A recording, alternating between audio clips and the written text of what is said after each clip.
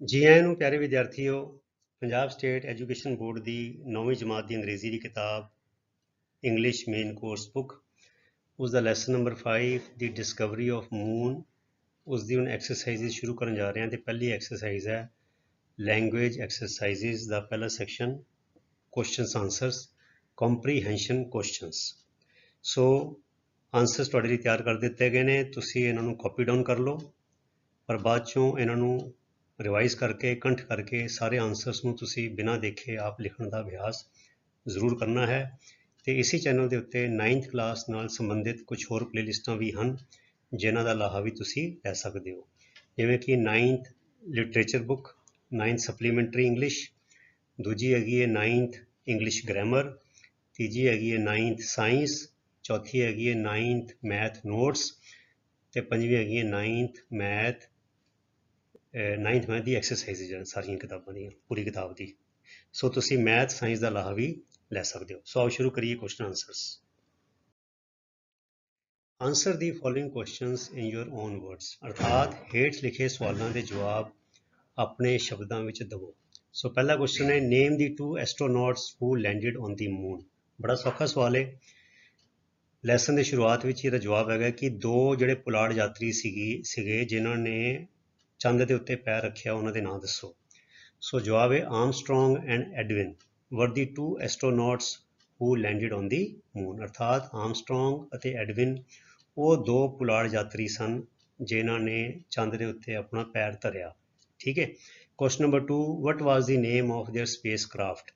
ਉਹਨਾਂ ਦਾ ਜੋ ਪੁਲਾੜ ਵਾਹਨ ਸੀਗਾ, ਉਹਨਾਂ ਦਾ ਜਿਹੜਾ ਪੁਲਾੜੀ ਜਹਾਜ਼ ਸੀਗਾ, ਉਹਦਾ ਕੀ ਨਾਂ ਸੀਗਾ। ਸੋ ਅਪੋਲੋ 11 ਪਤਾ ਸਾਨੂੰ। ਸੋ Apollo 11 was the name of there space craft. ਇੰਨਾ ਸੌਖਾ ਬੱਚੇ, ਦੇਖੋ ਇਹ ਨਾਂ ਯਾਦ ਰੱਖਣੇ ਨੇ, ਆਰਮਸਟਰੋਂਗ, ਐਡਵਿਨ, ਇਹ ਦੋ ਪੁਲਾੜ ਯਾਤਰੀ ਸੀਗੇ ਤੇ ਅਪੋਲੋ 11 ਜਿਹੜਾ ਸੀਗਾ ਉਹਨਾਂ ਦਾ ਜੋ ਪੁਲਾੜ ਵਾਹਨ ਸੀ ਉਹਦਾ ਨਾਂ ਸੀਗਾ।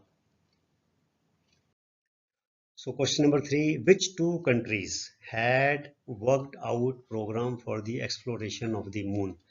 ਉਹ ਦੋ ਕਿਹੜੇ ਦੇਸ਼ ਸੀਗੇ ਜਿਨ੍ਹਾਂ ਨੇ ਪ੍ਰੋਗਰਾਮ ਉਲੀਕਿਆ ਸੀਗਾ ਚੰਦ ਦੀ ਖੋਜ ਪੜਤਾਲ ਵਾਸਤੇ। ਸੋ ਸਾਨੂੰ ਪਤਾ USA ਅਤੇ USSR। ਠੀਕ ਹੈ। ਸੋ ਦੀ USA and the USSR were the two countries which had worked out a program for the exploration of the moon।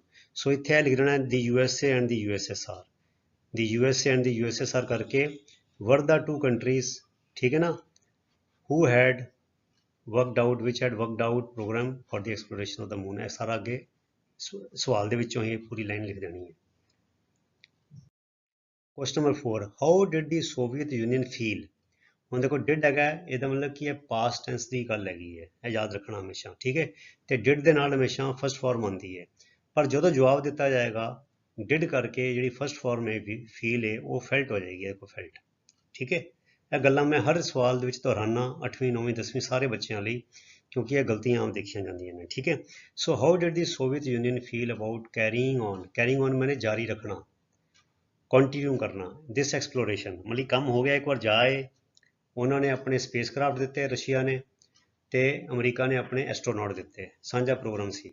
ਕਹਿੰਦੇ ਉਸ ਤੋਂ ਬਾਅਦ ਕਿ ਸੋਵੀਅਤ ਯੂਨੀਅਨ ਨੇ ਕੀ ਮਹਿਸੂਸ ਕੀਤਾ ਅਬਾਊਟ ਕੈਰੀਇੰਗ ਔਨ, ਵੀ ਇਸ ਖੋਜ ਪੜਤਾਲ ਨੂੰ ਜਾਰੀ ਰੱਖਣ ਦਾ, ਜਿਹੜੀ ਢੂੰਡ ਭਾਲ ਸੀ ਉਹਦੀ ਐਕਸਪਲੋਰੇਸ਼ਨ, ਉਹਦੀ ਖੋਜ ਪੜਤਾਲ ਜਿਹੜੀ ਸੀਗੀ ਚੰਦ ਦੀ, ਇਹਦੇ ਬਾਰੇ, ਇਹਨੂੰ ਕੰਟੀਨਿਊ ਰੱਖਣ ਬਾਰੇ, ਕੈਰਿੰਗ ਔਨ ਬਾਰੇ ਉਹਨੇ ਕੀ ਸੋਚਿਆ। ਸੋ ਇਹਦਾ ਜਵਾਬ ਇਸ ਤਰ੍ਹਾਂ ਦੀ ਸੋਵੀਅਤ ਯੂਨੀਅਨ ਫੈਲਟ ਦੈਟ, ਇਹ ਦੇਖੋ ਫੀਲ ਹੈਗਾ ਨਾ, ਸੋ ਫੈਲਟ ਦੈਟ ਮਹਿਸੂਸ ਕੀਤਾ, ਇਟ ਵਾਜ਼ ਨਾਟ ਨੈਸੈਸਰੀ, ਇਹਦੀ ਲੋੜ ਨਹੀਂ ਸੀ, ਕਾਹਦੀ, to land a man on the moon, ਕਿ ਕਿਸੇ ਬੰਦੇ ਨੂੰ ਉੱਤੇ ਚੰਦ ਤੇ ਭੇਜਿਆ ਜਾਵੇ, ਕਿਉਂਕਿ ਹਵਾ ਨਹੀਂ, ਪਾਣੀ ਨਹੀਂ, ਇੱਕੋਦਮ ਉਜਾੜ ਹੈਗਾ ਉੱਥੇ। ਠੀਕ ਹੈ। ਇੰਸਟੈਡ ਮੈਨੇ ਬਜਾਏ ਇਸ ਦੇ, ਇਟ ਪ੍ਰੈਫਰਡ, ਇਟ ਕੌਣ ਹੈਗਾ, ਰਸ਼ੀਆ, ਪ੍ਰੈਫਰਡ ਮੈਨੇ ਉਹਨੇ ਇਸ ਗੱਲ ਨੂੰ ਤਰਜੀਹ ਦਿੱਤੀ, to send spaceships and to carry on exploration with the help of scientific instruments only। ਸੋ ਇਹ ਸੀ ਰਸ਼ੀਆ ਦਾ ਵਿਚਾਰ। ਰਸ਼ੀਆ ਨੇ ਇਹ ਸੋਚਿਆ ਕਿ ਬੰਦਾ ਉੱਥੇ ਭੇਜਣ ਦੀ ਕੋਈ ਲੋੜ ਨਹੀਂ ਹੈਗੀ, ਇੰਸਟੈਡ ਬਜਾਏ ਇਸ ਦੇ ਉਲਟ ਉਹਨੇ ਇਸ ਗੱਲ ਨੂੰ ਪ੍ਰੈਫਰ ਕੀਤਾ, ਇਸ ਗੱਲ ਨੂੰ ਪਸੰਦ ਕੀਤਾ, ਇਸ ਗੱਲ ਨੂੰ ਤਰਜੀਹ ਦਿੱਤੀ ਕਿ ਟੂ ਸੈਂਡ ਸਪੇਸਸ਼ਿਪਸ, ਕੀ ਸਪੇਸ ਵਾਹਨ ਜਿਹੜੇ ਨੇ, ਜਿਹੜੇ ਪੁਲਾੜੀ ਜਹਾਜ਼ ਨੇ ਉਹ ਭੇਜੇ ਜਾਣ, and to carry on exploration, ਤੇ ਜਿਹੜੀ ਇਹ ਖੋਜ ਪੜਤਾਲ ਹੈ, ਜਿਹੜੀ ਖੋਜ ਹੈਗੀ ਹੈ, ਇਹਨੂੰ ਜਾਰੀ ਰੱਖਿਆ ਜਾਵੇ ਵਿਦ ਦੀ ਹੈਲਪ ਆਫ, ਮਦਦ ਦੇ ਨਾਲ, ਸਾਇੰਟੀਫਿਕ ਇੰਸਟਰੂਮੈਂਟਸ ਓਨਲੀ, ਸਿਰਫ ਤੇ ਸਿਰਫ ਜਿਹੜੇ ਵਿਗਿਆਨਿਕ ਯੰਤਰ ਨੇ, ਰੋਬਟ ਨੇ, ਕੰਪਿਊਟਰ ਨੇ, ਉਹਨਾਂ ਦੀ ਮਦਦ ਦੇ ਨਾਲ ਇਹ ਕੰਮ ਕੀਤਾ ਜਾਵੇ। ਇਹ ਵਿਚਾਰ ਸੀ ਸੋਵੀਅਤ ਯੂਨੀਅਨ ਵਾਲਿਆਂ ਦਾ। Question number 5. Why have the scientists declared moon unfit for human habitation? Why have ਦੇ ਨਾਲ, has ਦੇ ਨਾਲ, had ਦੇ ਨਾਲ ਹਮੇਸ਼ਾ ਥਰਡ ਫਾਰਮ ਹੁੰਦੀ ਹੈ। declared, ਐਲਾਨ ਕਰ ਦਿੱਤਾ ਹੈ, ਅਨਾਉਂਸ ਕਰ ਦਿੱਤਾ ਹੈ, ਅਨਾਉਂਸਮੈਂਟ ਕਰ ਦਿੱਤੀ। declared ਵੇ ਐਲਾਨ ਕਰ ਦਿੱਤਾ ਹੈ। Why have the scientists declared moon? ਅਰਥਾਤ ਵਿਗਿਆਨੀਆਂ ਨੇ ਕਿਉਂ ਐਲਾਨ ਕਰ ਦਿੱਤਾ ਹੈ ਕਿ ਮੂਨ ਅਨਫਿਟ, ਕਿ ਚੰਦ ਅਯੋਗ ਹੈ। ਕਾਹਦੇ ਲਈ? ਫॉर ਹਿਊਮਨ ਹੈਬਿਟੇਸ਼ਨ, ਮਨੁੱਖੀ ਵਸੋਂ ਲਈ ਅਯੋਗ ਹੈ। ਅਯੋਗ ਮਤਲਬ ਯੋਗ ਨਹੀਂ ਹੈਗਾ। ਕਿਉਂ? ਸੋ ਜਵਾਬ ਹੈ ਦੀ scientist have declared the moon unfit for human ਹੈਬਿਟੇਸ਼ਨ। ਹੁਣ ਦੇਖੋ ਬੱਚੋ ਕਿੰਨੀ ਕਮਾਲ ਦੀ ਗੱਲ ਹੈ।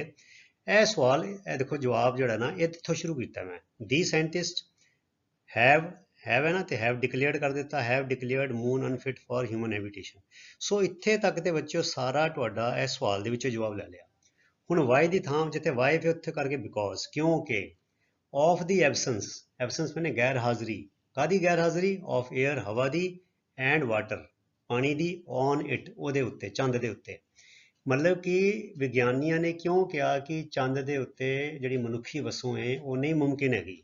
ਤੇ ਉਹਦਾ ਬੱਚਿਓ ਕਾਰਨ ਇਹ ਹੈ ਕਿ ਚੰਦ ਦੇ ਉੱਤੇ ਨਾ ਤੇ ਹਵਾ ਹੈਗੀ ਹੈ ਤੇ ਨਾ ਪਾਣੀ ਹੈ। ਸਾਨੂੰ ਪਤਾ ਹੈ ਕਿ ਪਾਣੀ ਤੋਂ ਬਿਨਾਂ ਅਤੇ ਹਵਾ ਤੋਂ ਬਿਨਾਂ ਜੇ ਆਕਸੀਜਨ ਹੁੰਦੀ ਹੈ, ਉਹ ਤੋਂ ਬਿਨਾਂ ਜੀਵਨ ਮੁਮਕਿਨ ਨਹੀਂ ਹੈ। ਠੀਕ ਹੈ। ਧਰਤੀ ਦੇ ਉੱਤੇ ਪਾਣੀ ਵੀ ਹੈਗਾ ਤੇ ਧਰਤੀ ਦੇ ਉੱਤੇ ਵਾਯੂਮੰਡਲ ਵੀ ਹੈਗਾ, ਜਿਸ 'ਚ 21% ਸਾਡੇ ਕੋਲ ਆਕਸੀਜਨ ਹੈਗੀ ਹੈ, ਬਾਕੀ 78% ਸਾਡੇ ਕੋਲ ਨਾਈਟ੍ਰੋਜਨ ਹੈਗੀ ਹੈ। ਸੋ ਇਹ ਚੀਜ਼ਾਂ ਲੋੜੀਂਦੀਆਂ ਨੇ। ਸੋ ਇੱਦਾਂ ਦੇ ਲੋੜੀਂਦੇ ਜਿਹੜੀ ਅਤ ਦੀ ਜ਼ਰੂਰੀ ਚੀਜ਼ਾਂ ਨੇ, ਪਾਣੀ ਅਤੇ ਹਵਾ, ਚੰਦ ਉੱਤੇ ਬਿਲਕੁਲ ਨਹੀਂ। ਇਸ ਕਰਕੇ ਦੀ scientist have declared the moon unfit, unfit ਮੈਨੇ ਅਯੋਗ, ਫॉर ਹਿਊਮਨ ਹੈਬਿਟੇਸ਼ਨ, ਮਨੁੱਖੀ ਵਸੋਂ ਲਈ, ਬਿਕੋਜ਼ ਕਿਉਂਕਿ of the absence, of the absence ਗੈਰ ਹਾਜ਼ਰੀ, of air and water on it, ਉਹਦੇ ਉੱਤੇ ਨਾ ਪਾਣੀ ਹੈ ਨਾ ਹਵਾ। ਠੀਕ ਹੈ, ਬੜਾ ਸਿੰਪਲ ਆਂਸਰ ਹੈ। Question number 6. According to the scientists how can moon be made habitable for moon? Habitable, ਰਹਿਣ ਯੋਗ।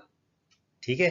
ਹੁਣ ਕਹਿੰਦੇ ਕੁਝ ਸਾਇੰਟਿਸਟ ਦਾ ਹਾਲੇ ਵੀ ਵਿਚਾਰ ਹੈ। ਕਹਿੰਦੇ ਅਕੋਰਡਿੰਗ ਟੂ ਦੀ ਸਾਇੰਟਿਸਟ, ਜਿਹੜੇ ਕੁਝ ਸਾਇੰਟਿਸਟ ਹੈਗੇ ਨੇ ਉਹਨਾਂ ਦੇ ਮੁਤਾਬਕ, ਅਕੋਰਡਿੰਗ ਟੂ ਨੇ ਉਹਨਾਂ ਦੇ ਮੁਤਾਬਕ, how can moon be made habitable for man. ਕਹਿੰਦੇ ਵੀ ਜਿਹੜਾ ਇਹ ਚੰਦ ਹੈ ਇਹਨੂੰ ਰਹਿਣ ਯੋਗ ਕਿਵੇਂ ਬਣਾਇਆ ਜਾ ਸਕਦਾ ਹੈ ਸਾਇੰਟਿਸਟਾਂ ਦੇ ਹਿਸਾਬ ਦੇ ਨਾਲ। ਸੋ ਜਵਾਬ ਹੈ ਅਕੋਰਡਿੰਗ ਟੂ ਦੀ ਸਾਇੰਟਿਸਟ, ਵਿਗਿਆਨੀਆਂ ਦੇ ਮੁਤਾਬਕ, the moon can be made habitable, the moon can be made habitable for man by, ਕਿੱਦਾਂ? ਸੈਪਰੇਟਿੰਗ, ਜੁਦਾ ਕਰਕੇ, ਆਕਸੀਜਨ ਜੁਦਾ ਕਰ ਲਈ ਜਾਵੇ ਕਿੱਥੋਂ ਦੀ? From oxygen containing compounds. ਜੇ ਉੱਥੇ ਕੋਈ ਸਾਨੂੰ ਆਕਸੀਜਨ ਕੰਟੇਨਿੰਗ ਕੰਪਾਊਂਡਸ ਮਿਲ ਜਾਣ, ਤੁਸੀਂ ਬੱਚੋ 9ਵੀਂ 'ਚ ਹੈਗੇ ਹੋ, ਸਾਇੰਸ ਤੁਸੀਂ ਪੜ੍ਹੀ ਹੋਣੀ ਹੈ। ਮਿਕਸਚਰ ਜਿਹੜਾ ਮੈਂ ਤੁਹਾਨੂੰ ਦੱਸਿਆ ਕਿ ਸਾਇੰਸ ਦਾ 9th ਦੀ ਪਲੇਲਿਸਟ 'ਤੇ ਜਾਓ, ਸੈਕਿੰਡ ਚੈਪਟਰ ਹੈਗਾ ਜਿਹੜਾ ਇਜ਼ ਮੈਟਰ ਪਿਓਰ, ਸੈਕਿੰਡ ਜਾਂ ਪਹਿਲਾਂ ਮੈਨੂੰ ਯਾਦ ਨਹੀਂ ਹੈਗਾ, ਜਿਹੜਾ ਉਹ 'ਚ ਹੈਗਾ, ਉਹ 'ਚ ਕੰਪਾਊਂਡਸ ਦੀ ਗੱਲ ਹੈਗੀ ਹੈ, ਐਲੀਮੈਂਟਸ ਦੀ ਗੱਲ ਹੈਗੀ ਹੈ। ਸੋ ਸਾਨੂੰ ਪਤਾ ਜਿਹੜੇ ਕੰਪਾਊਂਡ ਹੁੰਦੇ ਨੇ ਉਹ 2 ਜਾਂ 2 ਤੋਂ ਵੱਧ ਐਲੀਮੈਂਟਸ ਦੇ ਖਾਸ ਅਨੁਪਾਤ ਵਿੱਚ ਮਿਸ਼ਰਣ ਜੋ ਹੁੰਦਾ ਹੈ, ਕੈਮੀਕਲੀ ਬੌਂਡਿੰਗ ਕਰਕੇ, ਉਹਨਾਂ ਨੂੰ ਕਿਹਾ ਜਾਂਦਾ ਹੈ।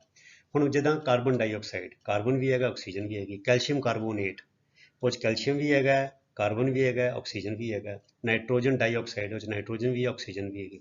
ਸੋ ਸਾਇੰਟਿਸਟ ਕਹਿੰਦੇ ਨੇ ਜੇ ਇੱਦਾਂ ਦੇ ਆਕਸੀਜਨ ਕੰਟੇਨਿੰਗ ਕੰਪਾਊਂਡਸ ਹੋਣ ਤੇ ਉਹਨਾਂ ਵਿੱਚੋਂ ਆਕਸੀਜਨ ਨੂੰ ਜੁਦਾ ਕਰਕੇ, ਮਤਲਬ ਕਿ ਇਹ ਗੱਲ ਟਰਾਈ ਕਰਕੇ ਫਿਰ ਚੰਦ ਨੂੰ ਰਹਿਣ ਯੋਗ ਬਣਾਇਆ ਜਾ ਸਕਦਾ ਹੈ। ਇਹ ਕੁਝ ਵਿਗਿਆਨੀਆਂ ਦਾ ਵਿਚਾਰ ਹੈ। Question number 7. Name the metals found on the moon. ਅਰਥਾਤ ਚੰਦ ਤੇ ਪਾਏ ਜਾਣ ਵਾਲੀਆਂ ਧਾਤੂਆਂ ਦੇ ਨਾਂ ਦੱਸੋ। ਸੋ ਬੱਚਿਓ ਜੇ ਅਸੀਂ ਲੈਸਨ ਪੜ੍ਹਿਆ ਸਾਨੂੰ ਪਤਾ ਹੈ aluminium, titanium and iron are the metals found on the moon. ਚੰਦ ਦੇ ਉੱਤੇ ਇਹ 3 ਧਾਤਾਂ ਹਾਲ ਤੱਕ ਲੱਭੀਆਂ ਨੇ, ਐਲੂਮੀਨੀਅਮ, ਟਿਟੈਨੀਅਮ ਐਂਡ ਆਇਰਨ। ਠੀਕ ਹੈ ਜੀ, ਅੱਗੇ ਚਲੀਏ। Question number 8, and this is the last question. Have the traditional beliefs about moon proved true? ਕਹਿੰਦੇ ਕੀ ਦੱਸੋ ਜਿਹੜੇ ਰਵਾਇਤੀ ਵਿਸ਼ਵਾਸ, ਰਵਾਇਤੀ ਵਿਚਾਰ ਜਿਹੜੇ ਸਦੀਆਂ ਤੋਂ ਚੱਲਦੇ ਆ ਰਹੇ ਨੇ, ਸੁਣੇ ਸੁਣਾਏ ਚੰਦ ਦੇ ਬਾਰੇ, ਪ੍ਰੂਵ ਟਰੂ, ਕਿ ਉਹ ਸੱਚ ਸਾਬਿਤ ਹੋਏ ਨੇ? ਕਿਉਂਕਿ ਹਾਲੇ ਤਾਂ ਚੰਦ ਦੂਰ ਸੀ, ਉੱਥੋਂ ਦੂਰੋਂ ਹੀ ਦੇਖਦੇ ਸੀ, ਮਤਲਬ ਕਿ ਹਜ਼ਾਰਾਂ ਲੱਖਾਂ ਕਿਲੋਮੀਟਰ ਦੂਰ ਤੋਂ ਬੰਦੇ ਦੇਖ ਕੇ ਵਿਚਾਰ ਬਣਾਏ ਹੋਏ ਸੀਗੇ। ਉਹ ਸਾਰੀਆਂ ਅਟਕਲਾਂ ਸੀਗੀਆਂ, ਕਹਾਣੀਆਂ ਸੀਗੀਆਂ। ਤੇ ਹੁਣ ਚੰਦ ਤੇ ਜਾ ਕੇ ਪੁਲਾੜੀ ਜਹਾਜ਼ ਤੇ ਜਾ ਕੇ ਬੰਦਿਆਂ ਨੇ ਦੇਖ ਵੀ ਲਿਆ, ਸੈਂਪਲ ਵੀ ਲੈ ਆਉਂਦੇ ਨੇ।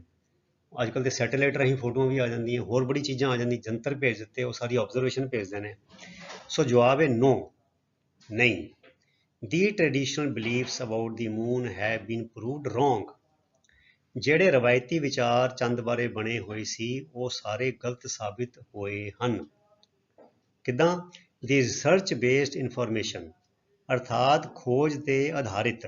ਰਿਸਰਚ ਬੇਸਡ ਮਾਨੇ ਖੋਜ ਤੇ ਆਧਾਰਿਤ, ਇਨਫੋਰਮੇਸ਼ਨ ਨੇ ਜਾਣਕਾਰੀ। ਕਿਹਦੇ ਬਾਰੇ? ਅਬਾਊਟ ਦਾ ਮੂਨ, ਚੰਦ ਦੇ ਬਾਰੇ। ਰਿਮੂਵਡ ਮਾਨੇ ਉਹਨੇ ਪਰੇ ਕਰ ਦਿੱਤੀ, ਹਟਾਤੀ। ਕੀ? ਆਲ ਕਾਈਂਡਸ ਆਫ ਮਿਸਕਨਸੈਪਸ਼ਨਸ, ਸਾਰੇ ਕਿਸਮਾਂ ਦੀਆਂ ਗਲਤ ਧਾਰਨਾਵਾਂ। ਮਿਸਕਨਸੈਪਸ਼ਨ ਹੁੰਦੀ ਧਾਰਨਾਵਾਂ, ਕਨਸੈਪਸ਼ਨ ਹੁੰਦੀ ਧਾਰਨਾ, ਤੇ ਮਿਸਕਨਸੈਪਸ਼ਨ ਹੁੰਦੀ ਹੈ ਗਲਤ ਧਾਰਨਾਵਾਂ। ਐਂਡ ਮਿਥਸ, ਮਿਥਸ ਮਾਨੇ ਕਥਾ ਕਹਾਣੀਆਂ, ਸੁਣੀਆਂ ਸੁਣਾਈਆਂ, ਜਿਹਦਾ ਕੋਈ ਸਿਰ ਪੈਰ ਨਹੀਂ ਹੈਗਾ। ਮਿਥ ਮਾਨੇ ਹੁੰਦੀ ਹੈ ਝੂਠੀਆਂ ਕਹਾਣੀਆਂ। About the moon from the minds of the people, ਲੋਕਾਂ ਦੇ ਮਨਾਂ ਵਿੱਚੋਂ ਕਥਾ ਕਹਾਣੀਆਂ ਅਤੇ ਗਲਤ ਧਾਰਨਾਵਾਂ ਜਿਹੜੀਆਂ ਬਣੀਆਂ ਹੋਈਆਂ ਸੀਗੀਆਂ, ਉਸਨੇ ਖੋਜ ਆਧਾਰਿਤ ਜਾਣਕਾਰੀ ਨੇ ਚੰਦ ਦੇ ਬਾਰੇ ਜਿਹੜੀ ਪ੍ਰਾਪਤ ਹੋਈ ਉਹਨੇ ਉਹਨਾਂ ਨੂੰ ਦੂਰ ਕਰ ਦਿੱਤਾ। ਅਰਥਾਤ ਚੰਦ ਦੇ ਬਾਰੇ, ਪੂਰਨਮਾਸ਼ੀ ਬਾਰੇ, ਮੱਸਿਆ ਬਾਰੇ, ਚੰਦਰਮਾ ਦੇ ਗ੍ਰਹਿਣ ਬਾਰੇ, ਉਹ ਚੰਦ ਦੇ ਉੱਤੇ ਦਾਗ ਕਾਤੇ ਪਏ, ਗੌਤਮ ਰਿਸ਼ੀ ਨੇ ਪਰਨਾ ਮਾਰਿਆ, ਉਹ ਪਰਨੇ ਦੇ ਦਾਗ ਛਿੱਟੇ ਪੈ ਗਏ ਪਾਣੀ ਦੇ, ਜਾਂ ਉਹਨੂੰ ਚੰਦ ਨੂੰ ਸ਼ਰਾਪ ਮਿਲਿਆ। ਸੋ ਇਹ ਸਾਰੀਆਂ ਬੇਕਾਰ ਦੀਆਂ ਕਹਾਣੀਆਂ। ਵਿਗਿਆਨੀ ਨੇ ਜਾ ਕੇ ਦੱਸ ਦਿੱਤਾ ਕਿ ਇਹ ਸਾਰੇ ਭਰਮ ਨੇ, ਵਹਿਮ ਨੇ, ਇਹਨਾਂ ਦਾ ਕੋਈ ਆਧਾਰ ਨਹੀਂ ਹੈ। ਸੋ ਇਹ ਜਿਹੜੀ ਵਿਗਿਆਨ ਨੇ ਜੋ ਅਸਲੀ ਚੀਜ਼ਾਂ ਦੇਖੀਆਂ, ਚੰਦ ਬਾਰੇ ਜਾਣਕਾਰੀ ਪ੍ਰਾਪਤ ਕੀਤੀ, ਤੇ ਉਹਦੇ ਨਾਲ ਜਿਹੜੀਆਂ ਰਵਾਇਤੀ ਗੱਲਾਂ ਸੀ ਸਾਰੀਆਂ ਉਹ ਗਲਤ ਸਾਬਿਤ ਹੋਈਆਂ ਹਨ। ਸੋ ਐਸੀ ਪਿਆਰੇ ਵਿਦਿਆਰਥੀਓ, ਤੁਹਾਡੀ ਲੈਸਨ ਨੰਬਰ 5 ਦਾ ਪਹਿਲੀ exercise question answers, language exercises 8 question, ਤੇ ਤੁਸੀਂ ਇਸੇ ਤਰ੍ਹਾਂ ਨੇਮ ਦੇ ਨਾਲ, ਅਨੁਸ਼ਾਸਨ ਨਾਲ ਆਪਣੀ ਪੜ੍ਹਾਈ ਕਰੀ ਚੱਲੋ। ਤੇ ਅਗਲੇ ਵੀਡੀਓ ਤੱਕ ਲਈ ਗੁੱਡ ਬਾਏ। ਤੁਹਾਡਾ ਸਾਰਿਆਂ ਦਾ ਬਹੁਤ ਬਹੁਤ ਧੰਨਵਾਦ। ਰੱਬ ਰਾਖਾ। Thank you very much.